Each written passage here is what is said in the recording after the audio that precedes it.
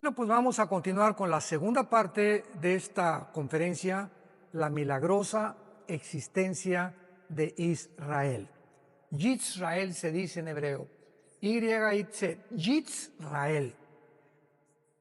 Cuando abordamos el tema o el tópico de Israel, es imprescindible, sobre todo ya que estamos aquí, entender por qué Dios escogió esta nación.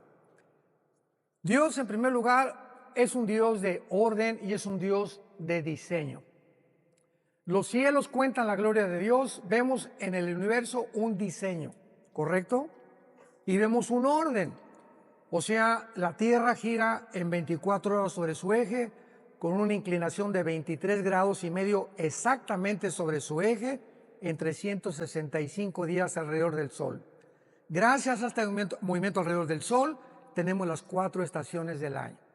Y la Tierra no se mueve de su eje, gira a la misma velocidad de rotación y de traslación.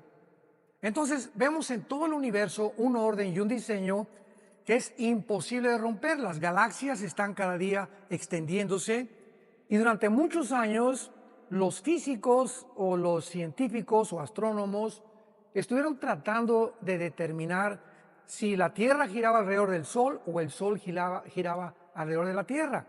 Cuando Galileo Galilei en 1625 más o menos descubre con su telescopio que es la Tierra la que gira alrededor del Sol, el Vaticano lo condenó a muerte. Lo querían matar porque ¿cómo era posible que un dogma que se había establecido se pudiera violar? Y después pasaron diferentes posiciones y una de ellas fue algo que se acaba de descubrir, que realmente si la Tierra o la materia era eterna o fue creada.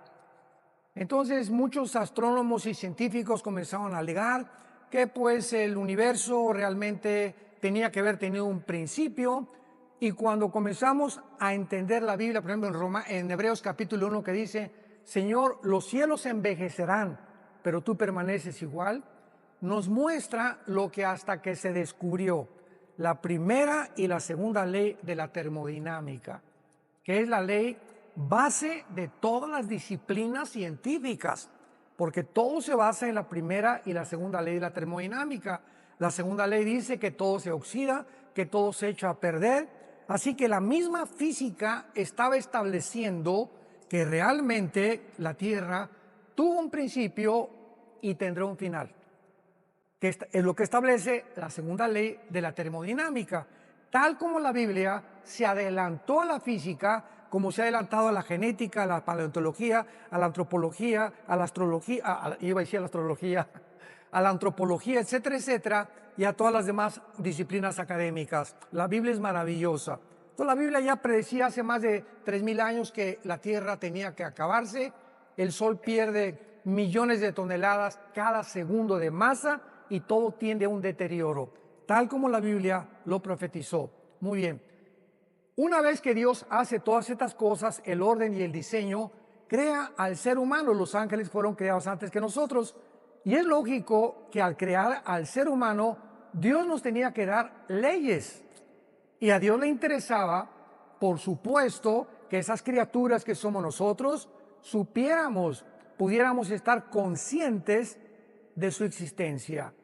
Los animales, los changos, los cocodrilos, los conejos, las tortugas, los insectos, las aves, no tienen conciencia de Dios. Y esta es la más grande diferencia. Si alguna persona me dice, ¿cuál es la diferencia entre nosotros? Como una vez a mi esposa y a mí nos dijo el pediatra de nuestros hijos cuando eran chiquitos, acostamos a Caleb un día y lo tenía examinando el pediatra y nos dice, miren el hoyito que tiene aquí en el coxis, es donde teníamos la cola. Y estoy hablando de un pediatra, director, me reservo, de uno de los más grandes hospitales de pediatría de la Ciudad de México, una eminencia en pediatría. Yo me quedé absorto. ¿Cómo es posible que esta persona siga creyendo en la teoría de la evolución? Yo recuerdo que entonces le pregunté cuál es la diferencia entre los hombres y los animales. No es la crin, no es la cola, no es nada. La Biblia es el único libro que nos dice que no venimos de los animales y que la conciencia de Dios es la que nos distingue de toda la creación. Nunca verás un congreso de conejos, alabaré, alabaré, ni de chimpancés, ni de orangutanes, ni de delfines, que son los animales más inteligentes, ni de perros, porque la conciencia de algo o alguien que existe, dice Eclesiastés 3:11, que Dios puso la eternidad en tu corazón y en mi corazón. No ha existido una sola tribu, una sola civilización, jamás en la historia que no haya adorado a algo o a alguien. Como dijo una vez el doctor Sigmund Freud, el hombre es un ser humano religioso y completamente equivocado, porque Dios no puede ser adorado más que a través de la mente y no del espíritu. De alguna manera, él reconoció que el hombre es una persona incorregiblemente religiosa. Entonces, al crearnos Dios, él tenía que escoger un puntito en el globo terráqueo, un puntito geográfico, donde él pudiera determinar, y a través de los 6,000 años de historia, que todas las naciones se concentraran en ese puntito que él puso, porque dice Ezequiel capítulo 5, versículo 5, que Israel es el ombligo de Dios. Esa palabra hebrea que dice es el centro, y la palabra en el hebreo ombligo, es el centro de Dios. Así lo escogió Dios. ¿Y por qué no México? Porque no le dio la gana a Dios. ¿Y por qué no Guatemala? ¿Y por qué no España? Y si no, los alemanes hubieran dicho, ¿y por qué no los ingleses? El asunto es que Dios tenía que escoger un punto para que la atención, principalmente de las profecías de los últimos tiempos, que estamos nosotros y somos la generación que la estamos enfrentando, pudiéramos recordar hoy más que nunca venir a la Biblia. Y esta es la generación que ha llegado a la cúspide de la tecnología. Y esta tecnología es la que está enloqueciendo y convirtiéndose en un Dios para los seres humanos. Entonces Dios escoge a Abraham. Y le dice a Abraham, ven para acá. Abraham no era judío, viene de Irak. Y lo trae de una tierra completamente, todavía no se formaba Israel, pero él habitaba en Irak, casi cerca con Siria, porque en el Antiguo Testamento Siria e Irak era la tierra de la Mesopotamia, que significa la tierra entre dos ríos, entre el Tigris y el Éufrates. Entonces viene Abraham, Dios le hace la promesa a Abraham, y de Abraham viene Isaac, viene Jacob, vienen las 12 tribus de Israel, de las 12 tribus viene la tribu de Judá, de donde nacería Jesucristo el Mesías. Entonces Dios comienza a establecer, ¿qué cosa? Un orden, un diseño secuencial, cronológico, para poder ordenar la historia, y los cristianos venimos a la Biblia y encontramos en la Biblia este orden cronológico, secuencial, histórico, y conforme la historia va avanzando, descubrimos que simplemente la Biblia se adelanta a la historia. La Biblia es la historia escrita por adelantado, para que nosotros comprobemos que solo Dios lo pudo hacer. Es imposible que el ser humano haya podido determinar desde el principio las leyes de la genética. Génesis 1, 11 y 2. Las semillas tendrán su semilla y se reproducirán de acuerdo a su género y especie. El chango conforme a su género y especie. La naranja tendrá una semillita y contendrá los minerales y las vitaminas que van a beneficiar al ser humano. Las manzanas van a ser manzanas, las uvas van a ser uvas. Todo absolutamente Dios lo determina a través de las semillas. El esperma del ser humano no puede mezclarse con un chango, ni tampoco un hombre con un hombre, ni una mujer con una mujer. Todo está establecido en el orden de Dios. Llegamos al siglo XXI, la tecnología nos enloquece y nos atrevemos a tratar de decir que hay más de dos géneros, que ya es la locura, y es la psicopatía, como habíamos mencionado anoche. Entonces se forma la nación de Israel, y ya vimos hace 2 días para formar la primera nación monoteísta. Todas las tribus que habían alrededor de Israel eran paganas, idólatras, llenas de ocultismo, adoraban a Satanás o a Baal sin que ellos supieran, a Astoret, a Astaratis y a todos estos ídolos que dice la Biblia, detrás de ellos se encontraban demonios. Entonces Dios escoge una nación para que a través de ellos venga el Mesías, y a través de todas las generaciones llegamos a Lucas y llegamos a Mateo, e encontramos algo completamente excepcional en la historia de la heráldica del ser humano. ¿Qué cosa es? ¿Tú te acuerdas quién es tu la abuela? Ahora saben lo que acaban de descubrir dentro de la genética, que genéticamente tú puedes decir, bueno, pues porque mi esposo y yo nos hicimos un examen que mandamos salir o no sé qué cosa, y nos dijeron que teníamos mezcla de qué nacionalidad. Pero se está descubriendo que no puedes llegar a más de 5 o 6 generaciones, porque tal vez octava o décima generación tenías otra ascendencia completamente diferente, porque hasta antes de la séptima o 8ª generación, genéticamente es imposible ya deducir de dónde vienes tú, o sea, tu origen realmente. El único ser humano al que se le puede trazar su genealogía desde el principio de la creación es a Jesucristo. Que está la generación desde Abraham, para darnos cuenta en Lucas y en Mateo, hijo de tal, hijo de tal, hijo de tal, y termina María y termina siendo la madre del Mesías. Entonces, cuando Jesús apareciera, él tenía que tener credenciales y él tenía que demostrar al mundo que él era el Mesías.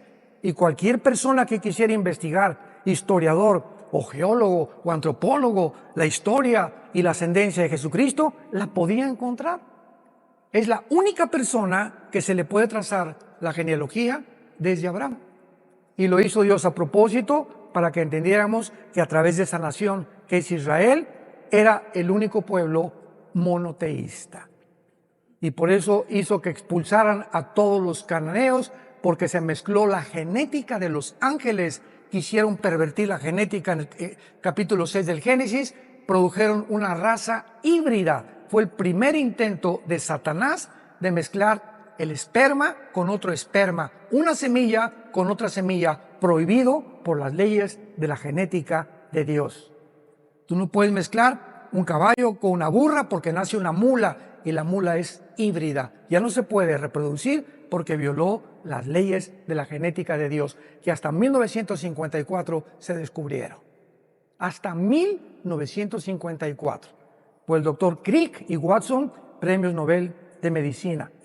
Muy bien. En segundo lugar, lo vimos también, pues Dios es el legislador de la moral. ¿Quién puede decir que es bueno o que es malo, menos en el tiempo que hemos llegado? Precisamente por ignorar las leyes de la Biblia, se inventan más géneros.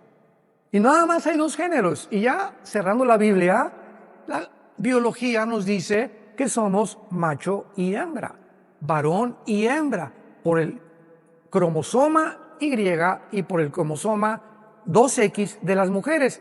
Y el momento que el esperma de mi papá fertilizó el óvulo de mamá, en el momento de la fertilización, los 23 cromosomas de mi padre y los 23 cromosomas de mi madre forman un cigote de 46 cromosomas, y en ese momento de la fertilización somos hombre o mujer. Desde la fertilización está determinado el sexo que tú y yo íbamos a hacer. Esto es impresionante. Y ya esta información del cigote, ¿verdad? Ya dice, tú vas a ser hígado, tu páncreas, tu sistema nervioso, tu corazón, tu piel. Imaginémonos el mecanismo y la inteligencia que existe dentro de una célula. Y tenemos billones de células, todos los seres humanos, conteniendo una información inteligente. Si yo voy en la playa y me encuentro un papel que dice, Chencho, te quiero, te callites y no me recogites. Bueno, este papel no lo escribieron los caracoles, ni los delfines, ni los changos, porque hay una comunicación inteligente, llámale como le quieras llamar. Pero aquí Chencho le está diciendo a su chencha que por qué se cayó, etcétera, etcétera. Esto no fue creado por las arenas de la playa. Entonces inmediatamente deduzco que esto lo escribió un ser humano. Y cuando te metes al microscopio electrónico y descubres que en cada célula de las billones que tenemos existe un código genético con información por el amor de Dios. José María y el burrito que los acompaña, como decimos. Aquí tiene que haber alguien que pudo en el input, o sea, poner dentro de las células una información. Y esa información inteligente no fue accidental, ni se formó de la noche a la mañana. Tiene que haber alguien detrás de eso. Dios entonces nos da las leyes morales.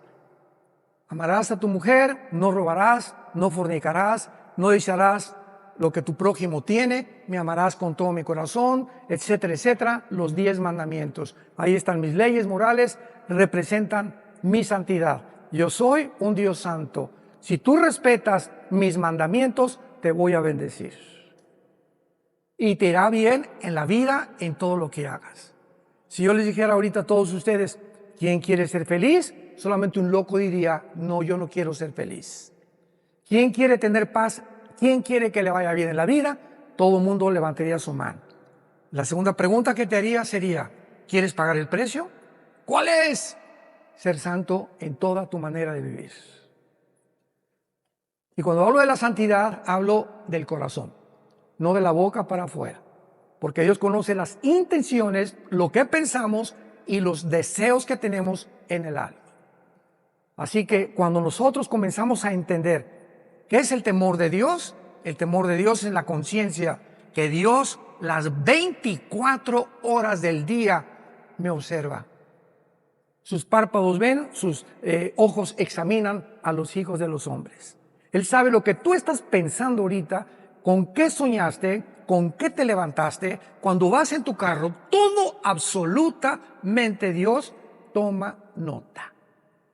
Y conforme pasan 3 semanas, Pancho Pantera, yo tenía un plan para él y quería que subiera al siguiente escalón de mi conocimiento. Pancho Pantera se va a tener que esperar 3 meses porque lo tengo que traer primero a hacerlo entender que que sigue en desobediencia, va a seguir retrasando su desarrollo espiritual y las bendiciones que tengo para él. El pueblo judío, ¿cuántos esperó? 40 años en el desierto. 40, porque no entendieron. Geométricamente, una línea recta es un punto que te llega a otro y continúa. Un círculo en la geometría es un punto que parte y regresa al mismo lugar. ¿Qué hicieron los judíos? 40 años en el desierto, círculos. Salían y regresaban y nunca avanzaron. Siempre regresaban a lo mismo y a lo mismo, pues se quedaron muertos en el desierto. Y dice 1 Corintios 10, estas cosas sucedieron para nosotros, para que aprendamos que Dios exige, demanda la santidad. Y que seamos entendidos de cuál sea su voluntad. Y finalmente vemos en Romanos capítulo 9, versículo 4, que desde luego Israel tenía que ser la nación a través de la cual naciera el Mesías. Y como el Mesías tenía que ser varón, pues tenía que traer el cromosoma Y. ¿Me van siguiendo? No el X de las mujeres. Entonces, cuando visita el ángel Gabriel a María y le dice, vas a ser mamá, dice María, pues José y yo ni a Cancún nos hemos ido, ni la luna de miel, y me van a acusar de adúltera, y va a pagar un precio altísimo María de embarazarse sin estar casada. Y a José igual, imaginemos nada más, José amanece con la pancita, María, oye, ¿qué pasó? ¿El lechero pasó por aquí? ¿O qué fue lo que sucedió? ¿No? El ángel también le dice a José, el santo ser que va a nacer va a ser llamado Jesús, que significa, o en Yeshua en hebreo, el Salvador. Entonces, José no podía poner el cromosoma Y en el óvulo de María. José no podía fertilizar el óvulo de María porque el pecado se transmite genéticamente. ¿A través de qué? A través de la sangre. Dice la Biblia te permito todo menos comer sangre. ¿Cuál misterio tenía la sangre? ¿Y por qué sería la sangre de Cristo la que nos limpiara? Porque la sangre representa la vida. Levítico 11:17, cuando Jesús derramó su sangre, derramó su vida. Dice Levítico 11:17, porque la vida de la carne está en la sangre. Apunta a esto. La palabra vida en Levítico 11:17, si no me equivoco, es la palabra nepej, que se escribe nepesh en el hebreo, que es la traducción que se usa para designar el alma humana. El alma que se encuentra en la sangre. El espíritu lo da Dios en el momento del nacimiento. Pero el alma se transmite de generación en generación. Si tú tuviste una abuela bruja hace cierta cantidad de años y se muere la abuela bruja de la familia Pancholín, para poner otro nombre que no vayan a asustarse, entonces el espíritu que estaba en el espíritu de tu abuela va a buscar hijos de tu abuela que tengan la tendencia del ocultismo y la brujería para perpetuar, se llaman espíritus familiares, para perpetuar la brujería en esa familia. Y en esa familia puede haber personas que comiencen a tener disque fenómenos telepáticos o presencias extrañas en su vida, o que lean las cartas, o como un judío hace algunos años que fue a México que doblaba a distancia cucharitas y hacía que se detuviera el reloj, supuestamente con poderes que no existen más que a través de demonios en la mente humana, haciéndonos creer que somos superhombres y que somos diferentes a los demás seres humanos. Entonces, cuando estudiamos profundamente la Biblia, podemos entender tantas cosas que suceden a nuestro alrededor. Ahora, muy bien, el milagro más grande por lo cual nació Israel en el 48, porque recordamos que en el Antiguo Testamento Dios le dijo a Israel: adiós, no me van a volver a ver hasta que yo regrese. Y entre mi ida cuando ascienda al cielo, Oseas 5 y Oseas 6 del 1 al 2, me voy a ir y van a pasar 2 días, que son 2000 años, cuando ustedes, le está hablando a los judíos, me digan Baruch Hashem Adonai Elohim, bendito el que viene en nombre del Señor. Van a pasar 2000 años, desde que yo me vaya hasta que yo regrese. Entonces, en este periodo de 2000 años, Dios forma otra entidad, que son la que la mayor parte de los judíos no entienden. También muchos guías que tenemos no entienden esto todavía. Ayer me preguntaron: oye, pero ¿por qué si Jesús es judío, no siguen ustedes las fiestas judías? ¿Por qué no hacen por qué no adoran el sábado? ¿Por qué? Porque la iglesia no es Israel. La iglesia es otra entidad que no existía en el Antiguo Testamento.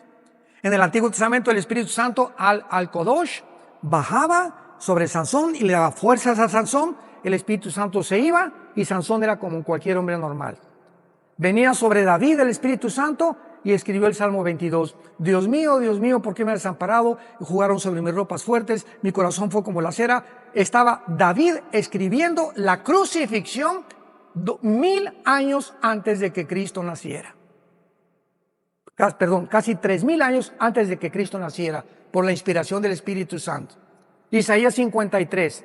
He dado mis manos y mis pies, sobre mi ropa echaron suertes, etcétera, etcétera. Isaías estaba escribiendo 700 años antes de la crucifixión de Jesucristo. Viene la iglesia, que no es Israel, y entonces el Espíritu Santo baja de manera diferente a como operó en la administración, en la economía, o se conoce como la dispensación de la ley. Y ahora el Espíritu Santo baja sobre la nueva entidad que se llama la iglesia. La palabra iglesia viene del griego, de una raíz y de una palabra, si lo quieres apuntar, ek, que es un prefijo que significa fuera, iglesia, que se llama llamados. Entonces, eklesia significa los llamados fuera, porque somos llamados fuera espiritualmente del mundo. Entonces el Espíritu Santo viene sobre nosotros, entra sobre nosotros y nos sella. 1 Corintios 6, ¿qué no sabéis que el Espíritu Santo mora en vosotros y que ya no sois vuestros hasta el día de la resurrección? Cuando tú mueras y cuando yo muera, el Espíritu Santo ya no lo necesitamos. Nos vamos a la presencia de Jesucristo. Hasta ese momento, el Espíritu Santo nunca nos va a abandonar. Esto no sucedió en el Antiguo Testamento. La iglesia ahora es el cuerpo de Cristo. En el Antiguo Testamento no existía el cuerpo de Cristo. Los israelitas no eran el cuerpo de Cristo, lo somos nosotros. Y cuando venga el rapto, solamente los que están en Cristo, en el cuerpo de Cristo, o sea, desde Pentecostés hasta el día del rapto, nos vamos con el Señor. Los judíos resucitarán al final de los 7 años de la tribulación, en la segunda venida de Cristo. Daniel 12, 1 y 2. Pero Dios tenía que preparar y avisarnos que ya venía, antes que los judíos. Y se los voy a explicar. Cuando Jesús vino, preparó el Bautista su venida a través de los bautizos. Y comenzó el Bautista a gritar: arrepiéntanse y hagan frutos de arrepentimiento, porque viene alguien que no soy digno de desatar sus zapatos. Juan el Bautista era primo hermano de Jesús. Y Juan el Bautista nació 6 meses exactamente antes que su primo hermano, que Jesucristo. Isabel era parienta de María. Entonces, cuando aparece Jesucristo en el río Jordán, mañana en el río Jordán, Juan el Bautista estaba bautizándolos para arrepentimiento de pecados, preparando el camino, porque habían pasado 400 años sin palabra de Dios. De Malaquías hasta el Bautista, Dios no le había vuelto a hablar a Israel. Entonces nos imaginamos la dureza del corazón, que hasta lo rechazaron y lo crucificaron, porque en 400 años el corazón se les endureció. Tenía que el Bautista venir antes y comenzar a preparar el corazón para que cuando apareciera Jesucristo, el terreno estuviera flojo. Yo no puedo sembrar en un terreno donde está dura la tierra. Tengo que meter un asadón y rascarle para aflojar la tierra y aventar la semilla y pueda crecer. Los corazones tenían que ser rasgados por la predicación tan fuerte del Bautista: generación de víboras, y ustedes hagan frutos de arrepentimiento, y a los soldados no hurten y respeten al prójimo, etcétera, etcétera. Y se juntó toda la gente sintiendo en el espíritu que verdaderamente el Mesías estaba cerca de su venida. Entra Jesucristo y dice Juan el Bautista: ese es el Cordero de Dios. ¿Por qué dijo el Cordero de Dios? Porque el Cordero era lo que todos los judíos sacrificaron en el día de la Pascua, desde Éxodo capítulo 2. Entonces, Dios tenía que preparar a Israel, y si Dios iba a regresar con Israel, en el 48 vino la resurrección nacional. Veamos ahora rápidamente la preparación de Dios para que en el 48 no surgió accidentalmente una nación formada en un día, el 14 de mayo. Veamos cómo desde el siglo XVIII, desde el siglo XIX, comienza Dios a levantar y preparar el camino, porque Dios nunca hace nada sin antes preparar. Tú no eres ingeniero sin preparación. No eres psicólogo sin preparación. No eres Bocelli o Pavarotti. Pavarotti lo reprobó su maestro de canto porque no lo hacía, tuvo que prepararse, vocalizar 3-4 horas, un pianista 3 o 4 horas. Todos tenemos antes que ir primaria, secundaria, preparatoria, universidad, estudiar, que nos prepara para que finalmente nos entreguen un diploma o un certificado profesional. Entonces Dios también trabaja de la misma manera. Él no puede actuar de una forma accidental. Y cuando descubrimos lo que hizo Dios antes, para que veamos cómo estos eventos de la historia no fueron accidentales, nos va a abrir los ojos para comprender la grandeza de Dios. El Éxodo fue uno de los milagros más grandes que Dios hizo en el Antiguo Testamento, porque no cabe duda que fue el milagro más portentoso de Dios en el Antiguo Testamento. Rodeados por un lado los egipcios, enfrente del mar. Ahora sí que para esto nos sacaste, Moisés. Estamos entre la espada y la pared, y de una forma milagrosa le dice Dios a Moisés, diles que se estén quietos, shalom, que no se muevan y que vean lo que voy a hacer. Y de repente Dios abre el mar y entra todo Israel, atraviesa el Mar Rojo, viene el faraón con los egipcios y al meterse al Mar Rojo hunde sus carrozas y mata a todo el ejército del faraón. Este milagro debía haber quedado impregnado en las mentes de las futuras generaciones de los judíos. Y los judíos tenían la obligación de enseñarles a sus hijos, a sus nietos, etcétera, etcétera, acerca de este milagro, porque les serviría para recordar que Jehová pudo librarlos ¿de qué? De la esclavitud de Egipto. Hijito, ¿sabes por qué somos libres? Porque hace tantos años Dios hizo un milagro impresionante. ¿Qué abuelito? Abrió el mar, de veras, sí, lo abrió de lado a lado y nuestros padres lo atravesaron. Sin embargo, se había profetizado que este milagro no iba a compararse con un milagro muchísimo más grande que la apertura del Mar Rojo. Veamos esto en Jeremías capítulo 23, versículos del 7 al 8. Porque para que Israel volviera a nacer, Dios tendría que seguir realizando muchos más milagros que nada más dividir el Mar Rojo. Y veamos algunos de estos milagros que Dios hizo para que Israel sobreviviera en nuestros días y la forma como Dios trabaja en la historia humana. Jeremías 23 del 7 al 8. Escuchen con mucha atención. Por tanto, dice el profeta Jeremías, vienen días, dice Jehová, en que no dirán más. Ya no van a acordarse de qué cosa. Vive Jehová que hizo subir a los hijos de Israel de la tierra de Egipto. Vendría un tiempo, dice Dios, en que ya no van a mencionar el Mar Rojo como el más grande milagro que yo realicé, sino vive Jehová que hizo subir y trajo la descendencia de la casa de Israel de tierra del norte y de todas las tierras donde yo los había echado y habitarán en su tierra. Dios profetiza que habría un milagro, el más grande que se presenció en el siglo XX, cuando Israel, después de casi 1900 de exilio en la diáspora, regresaran a su tierra. Y Dios considera el 14 de mayo de 1948 lo siguiente para nosotros la iglesia. Pasaron casi 2000 años, en 1800 vino la época de las misiones, el evangelismo, 1920, D.L. Moody, Billy Graham, otros predicadores, millones de personas fueron salvadas y la iglesia iba caminando, sí, ganamos a miles de personas, millones de personas caminando en el mundo. Israel ya, olvídate, la iglesia tomó el lugar de Israel. Se llama la teología del reemplazo, que es una herejía. Y comenzó a predicarse en las iglesias cristianas, que ya Dios se había olvidado de Israel, que la iglesia tomaba el lugar de Israel y que Dios ya no tomaba en cuenta a Israel. Y de repente, ¡boom!, volteamos los ojos.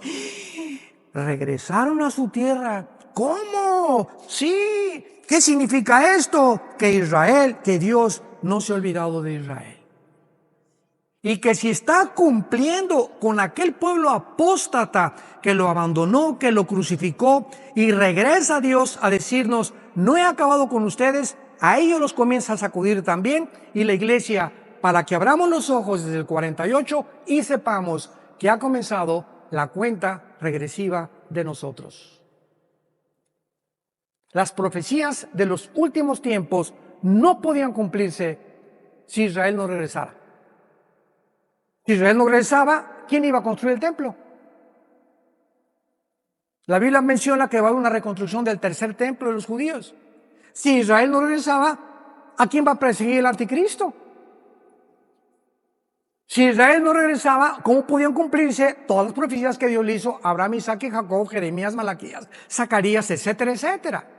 Entonces, era necesario que Israel regresara a su tierra para que comenzaran a cumplirse las profecías de los últimos tiempos. Charit en el hebreo, los finales días o los finales tiempos. Y todo el libro de Daniel, capítulo 2, capítulo 5, capítulo 7, capítulo 8, capítulo 10, 11 y 12 de Daniel, todas las menciones que se hacen de las profecías de Daniel y las visiones de Daniel, todas se relacionan con el final de Israel en los últimos tiempos, y la señal más grande es cuando regresaron en el 48. Ahora, muy bien, ¿cómo comenzó Dios a preparar el camino para que resucitara Israel en 1948? Número 1, vean ustedes en el libro de Esdras, en el Antiguo Testamento, la forma como trabaja Dios. Vamos a comenzar desde el Antiguo Testamento, cómo Dios trabaja, para que entendamos cómo comenzó a trabajar con un judío llamado Teodoro Herzl en el año 1800. Dice Esdras capítulo 1, versículo 1. Esta revelación es increíble. En el primer año de Ciro, rey de Persia, para que se cumpliese la palabra de Jehová, para que lo que Dios dijo tenía que cumplirse, despertó Jehová el espíritu de un sacerdote, el sumo sacerdote, algún profeta. Dios tiene que trabajar a través de los gobiernos. Despierta al rey de Persia, que es actualmente Irán, porque hasta 1935 Irán se llamaba Persia y se le cambió el nombre a República de Irán. En 1979, República Islámica de Irán, cuando sacaron al Shah, y entonces se establece el Islam en Irán como la religión, porque ellos son persas, no son realmente musulmanes ni árabes tampoco. Entonces Dios despierta a un rey, y este rey, ¿para qué lo despertó Jehová el Espíritu de Dios? Escuchen, hermanos, Dios tiene el poder también de obrar en las personas que no son cristianas, porque en Isaías se le llama a Ciro el siervo de Jehová. Y muchas veces Dios trabaja en personas, en personajes, principalmente en gobernantes, para cumplir sus propósitos. Versículo 5.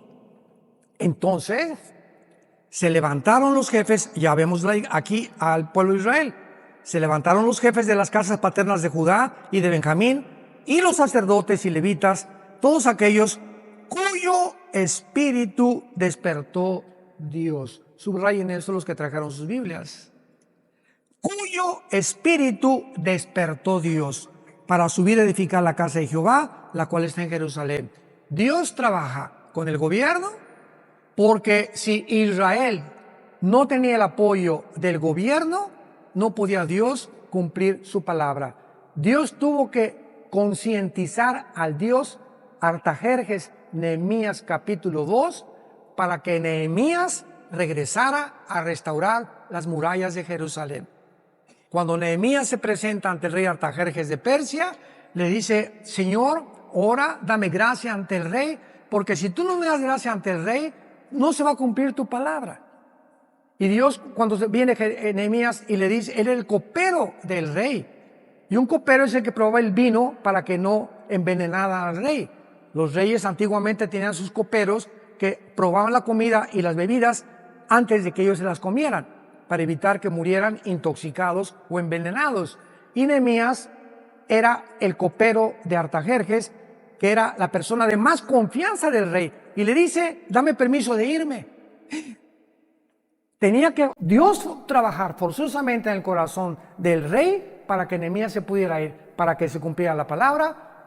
Dios tiene que trabajar con los gobiernos para que la iglesia o el pueblo de Israel cumpla su cometido. Por eso confiamos, y nos dice la Biblia, sometámonos a todos los gobiernos, ya sean comunistas, ya sean dictatoriales, ya sean monarquías, ya sean socialistas. Tenemos que respetar los gobiernos. Los apóstoles vivieron bajo el peor de los gobiernos, los césares romanos. No encontramos una crítica en el Nuevo Testamento, ni de Pablo, ni de Pedro, ni de Santiago, ni de ninguno contra ningún gobierno. Lo contrario, 1 Timoteo 2, del 1 al 5, oren por vuestros gobernantes. De nada sirven las manifestaciones, y esto y el otro, y déjenos, y muera, y derroquemos, y acabemos. Eso es lo que yo pensaba antes de ser cristiano, se los conté. Cuando me hice comunista y creía que una revolución social era la que iba a transformar México. Qué equivocado estaba, porque no conocía a Dios, ni a Jesús tampoco. Entonces, ¿qué fue lo que pasó? Despertó Dios la conciencia de un judío llamado Teodoro Herzl.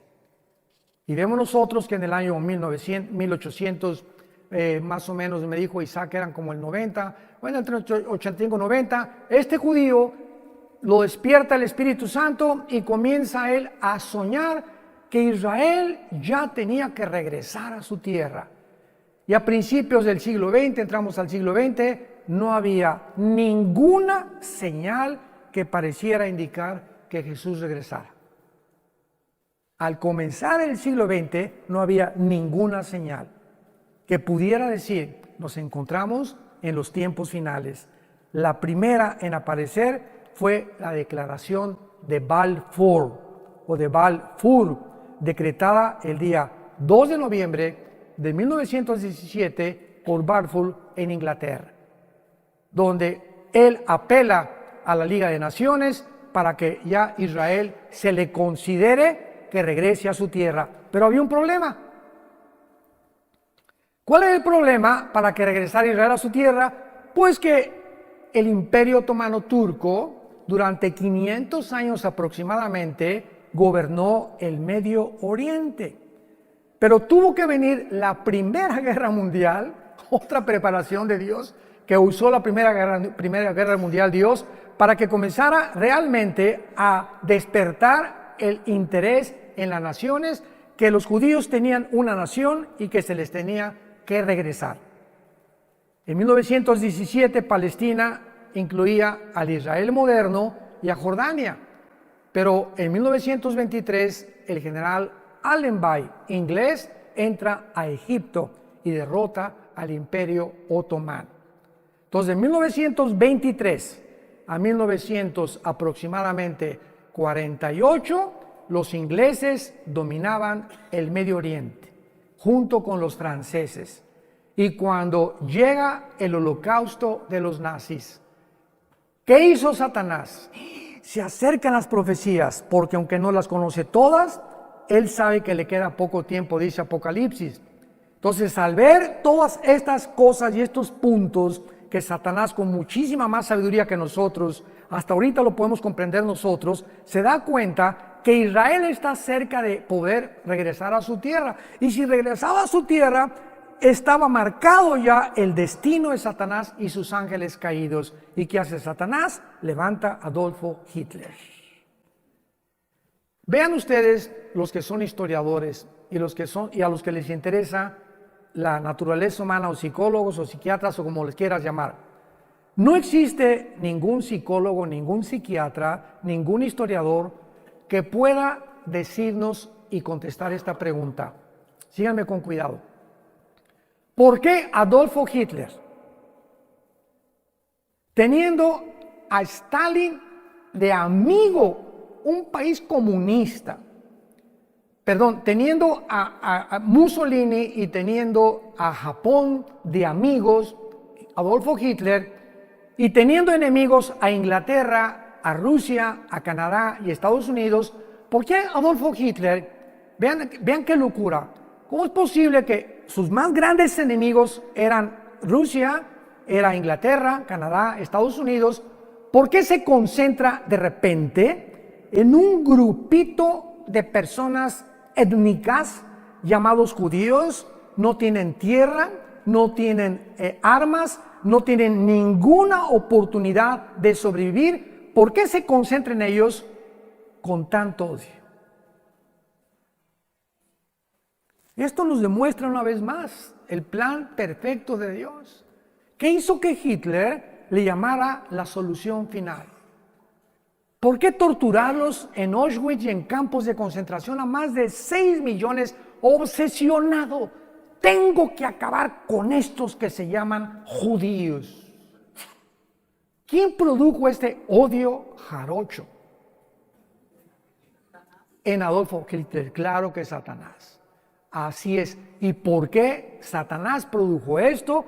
Porque vuelvo a repetir, él sabía que si no se comenzaban a eliminar a los judíos, las profecías tenían que cumplirse. Y eliminó a 6 millones. Dios no permitió que eliminara a todos los judíos. Los judíos sobrevivieron el holocausto. Y esta fue otra de las señales que Dios mandaba al mundo. Si Hitler los hubiera exterminado, no existiría la nación de Israel. Vean cómo a través de los eventos de la historia podemos ver la mano de Dios desde arriba. Dios le ha dado libertad al ser humano, pero Dios es el que controla el destino de la historia humana. Que parecen contradicciones, ¿verdad? A pesar de que Dios nos ha dado la libertad y el libre albedrío, al mismo tiempo Dios tiene el control del final de la historia humana. Y la historia humana va a terminar exactamente como Dios lo estableció. Entonces no hay duda que los eventos de 1917 marcaron el inicio del regreso de Israel. Pero veamos algunas otras cosas más, aparte de que se previno el genocidio nazi. Cuando llegan los ingleses, todo lo que es el Medio Oriente no estaba como está ahorita. No está como está ahorita. Vean ustedes en Lucas. Esto es increíble y maravilloso. ¿De qué forma Dios comienza a organizar el Medio Oriente para que nazca Israel? Lucas 21, versículo 29 al 32. Y con esto terminamos. También les dijo una parábola. Vean con mucha atención la Biblia. Mirad la higuera y, si leen Mateo 24, nada más dice la higuera. Pero Lucas agrega y los árboles. Y hemos hablado y nos hemos desgastado en demostrar que la higuera es Israel.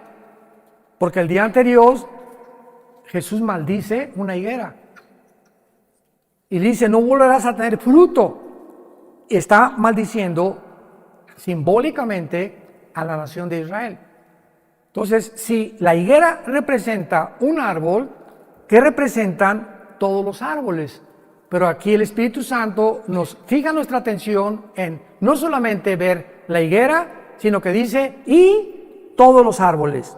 Cuando ya brotan, viéndolo, saben por sí mismos que el verano está cerca. Así también ustedes cuando vean estas cosas, sepan que el reino está cerca. De cierto les digo, no pasará esta generación hasta que todo esto acontezca.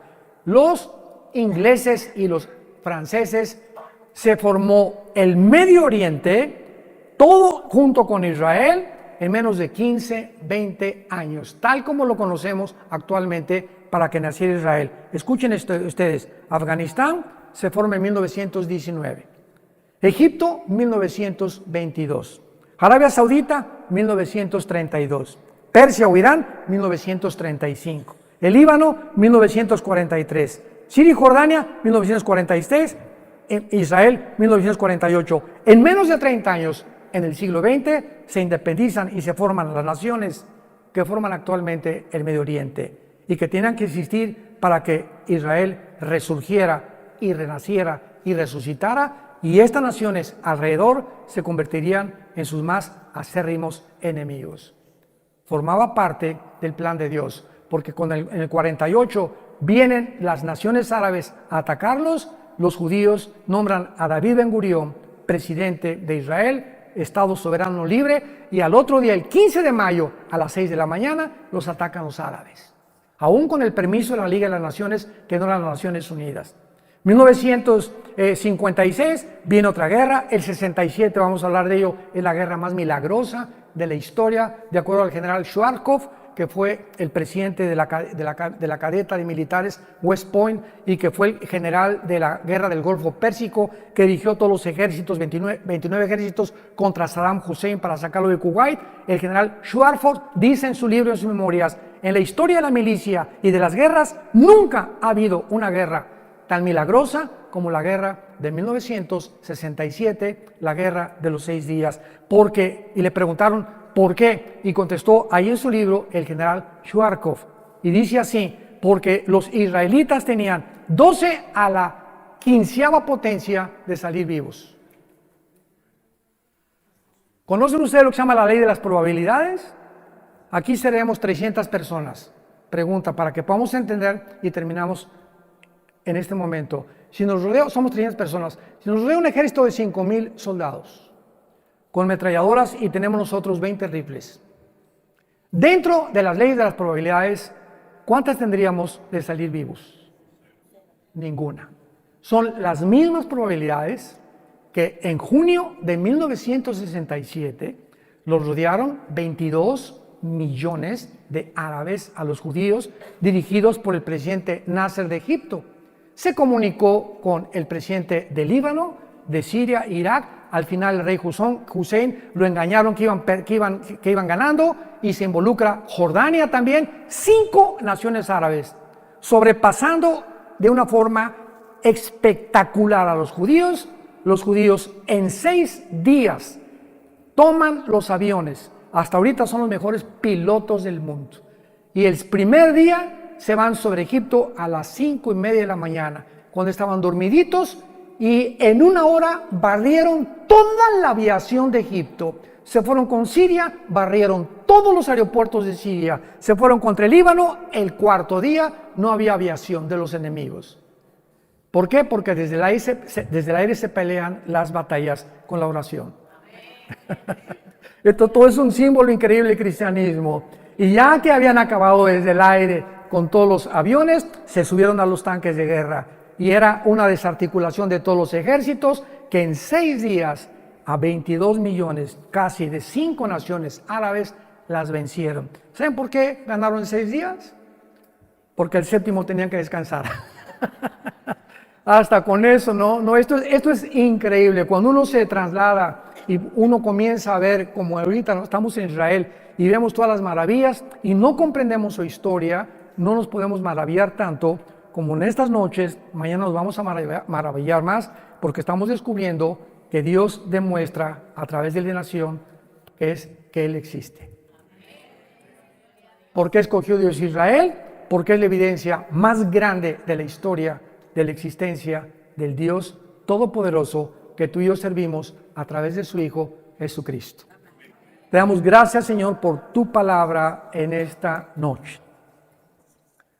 Gracias, Señor, por dejarnos escrito estas maravillosas revelaciones y hacernos comprender que eres un Dios de orden, eres un Dios de diseño, que has escogido la historia para escribirla, para que nosotros recurramos a las Sagradas Escrituras y podamos descubrir, mediante la guía del Espíritu Santo, las verdades escondidas. Porque tu palabra dice en Colosenses 2 que en Cristo están escondidos todos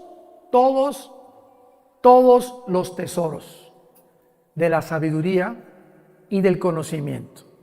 Y si tenemos a Cristo entre nosotros, su sabiduría y este conocimiento, Él quiere cada día impartirnos más y más y más. Porque el camino del justo es como la aurora, que va en aumento hasta que el día es perfecto. Pero muchos pueden detener este crecimiento y esta madurez por pecados no confesados, por creer que el mundo nos puede ofrecer cosas más bellas y con mejores valores que la palabra de Dios. Como dice Salomón en el capítulo 3 de Proverbios, adquieran sabiduría e inteligencia, porque vale más que los diamantes, que las joyas, que las perlas, porque los diamantes compran realmente las cosas materiales, pero la sabiduría te hace vivir en bienestar con tu esposa, con tus hijos, y la sabiduría te va a enseñar a qué cosas en la vida debes dedicar tu existencia. Gracias, Padre, por tu palabra y por la sabiduría dentro de nosotros, inexplotada, que todavía permanece. Jesús esperando revelarnos a través de nuestra consagración cada día más y más para su gloria eterna. En el nombre de Jesús. Amén.